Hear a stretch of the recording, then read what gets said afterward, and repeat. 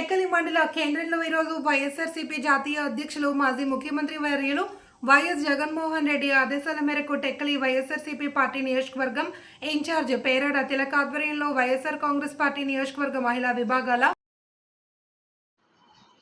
కార్యవర్గ సభ్యులతో కలిసి భారీ ర్యాలీగా వెళ్లి నకిలీ మద్యాన్ని అరికట్టి ప్రజల ప్రాణాలు కాపాడాలి అని, నకిలీ మద్యం దందాపై సిబిఐ దర్యాప్తు చేపట్టాలి అని కోరుతూ ప్రొహిబిషన్ ఎక్సైజ్ అధికారికి వినతిపత్రం అందజేయడం జరిగింది. టెక్కలి వైఎస్ఆర్సీపీ ఇన్ఛార్జ్ పేరాడ తిలక్ మాట్లాడుతూ స్వయంగా టీడీపీ ఎమ్మెల్యే అభ్యర్థినే సుమారు 6,000 కోట్ల విలువ చేసే నకిలీ మద్యం తయారు చేయడంపై సిబిఐ విచారణ జరిపి దీని వెనుక ఉన్న వారిని శిక్షించాలన్నారు.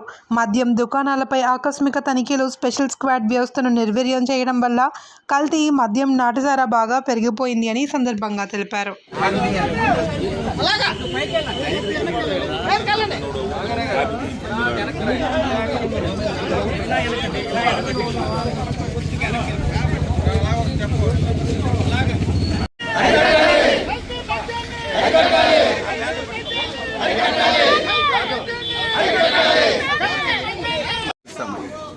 ఎక్కువగా ఒరిస్సా నుంచి వచ్చే మధ్య బ్లాక్ మార్కెట్ అది దానివల్ల బెల్ట్ షాప్ల వల్ల ఎక్కువగా యూజ్ చేస్తారు. దీనికి కారణం ఇక్కడ సిండికేట్గా ఏర్పడిపోయి 4 మండలాల్లో కూడా కోటబొమ్మాలు కానీ, సొంతబొమ్మాలు కానీ, టెక్కలి, నందిగాం సిండికేట్గా ఏర్పడిపోయి ఒక వ్యక్తి వ్యాపారం అంతా చేస్తున్నారు.